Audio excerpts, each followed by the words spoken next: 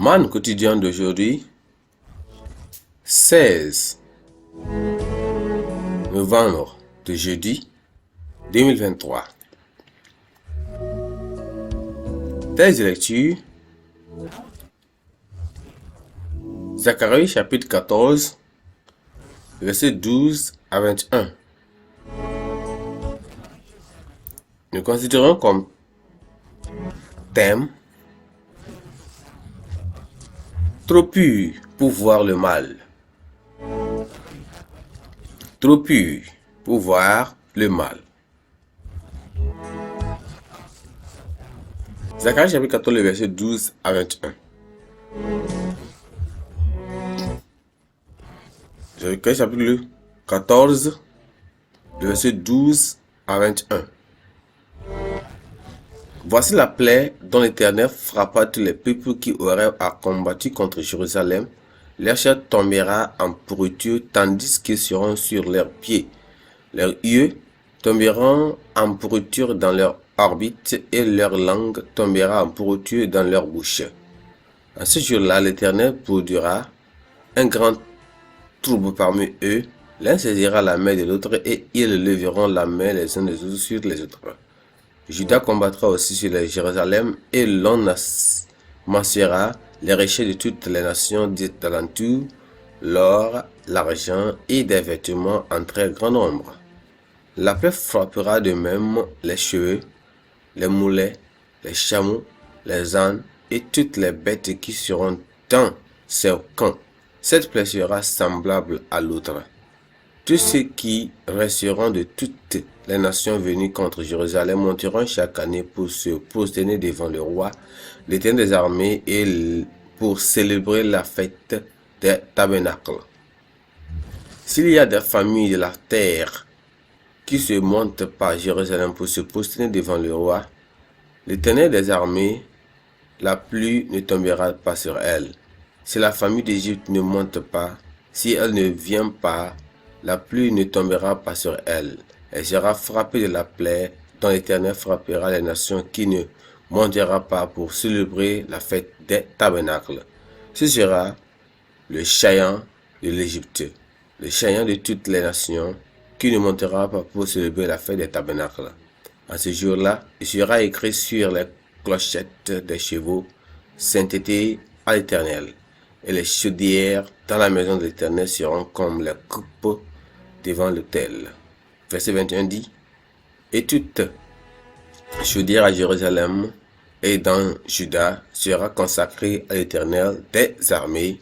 Tous ceux qui offriront des sacrifices viendront et s'en serviront pour cuire les viandes. Et il n'y aura plus de marchands dans la maison de l'Éternel des armées en ce jour-là. Le verset 13 est le verset clé qui dit ceci: En ce jour-là, l'Éternel produira un grand trouble parmi eux. L'un saisira la main de l'autre, et ils leveront la main les autres sur les autres. La radio. Selon W.Tozer, la première préoccupation de Dieu pour son univers est la santé morale, c'est-à-dire sa sainteté. Ce qui est contraire est nécessaire, soumis à son éternel déplaire. Pour préserver sa création, Dieu doit détruire ce qui pourrait la détruire. Lorsqu'il se lève pour abattre l'iniquité et sauver le monde d'un effondrement moral irréparable, on dit qu'il est en colère. Chaque jugement couronné dans l'histoire du monde a été un acte saint de préservation. La sainteté de Dieu et la colère de Dieu sont inséparables unis, ou bien sont inséparablement unis. La colère de Dieu est son intolérance totale à l'égard de tout ce qui dégrade et détruit. Il déteste l'iniquité comme une mère déteste la polio qui ôterait la vie à son enfant. Le texte d'aujourd'hui met en lumière la plainte du prophète Habakkuk lorsqu'Israël était assiégé par les Chaldéens. Le prophète avait vraiment auparavant crié au Seigneur parce qu'il était entouré d'une culture d'effondrement moral irréparable, d'injustice et même de violence.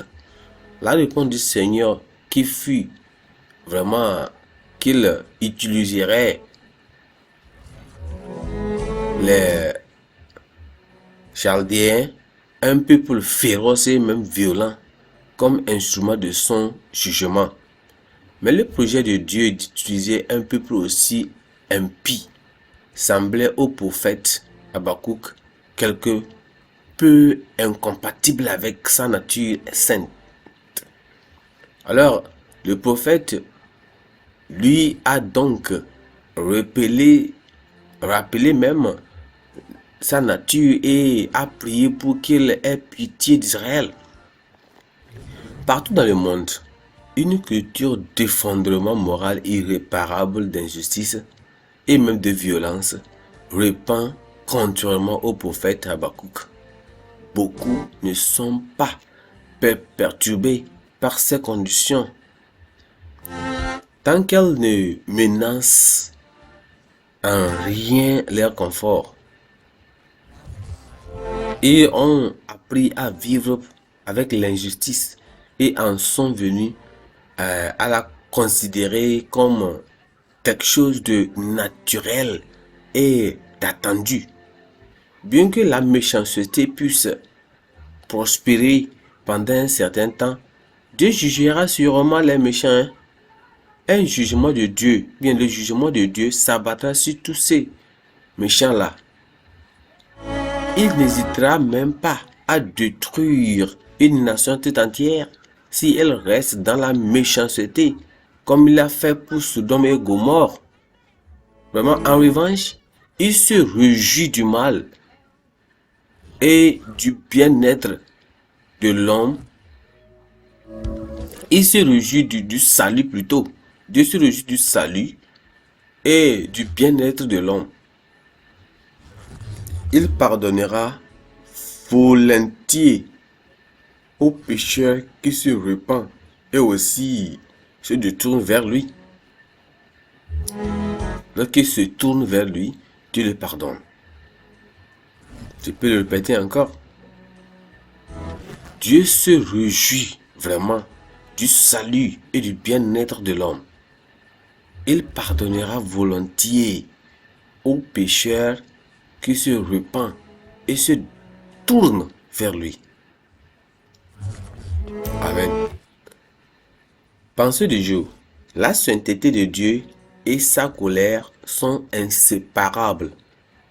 La sainteté de Dieu et sa colère sont inséparables. La Bible en un nom. 2 Rois chapitre 9 et 10. 2 Rois chapitre 9 et 10. Amen.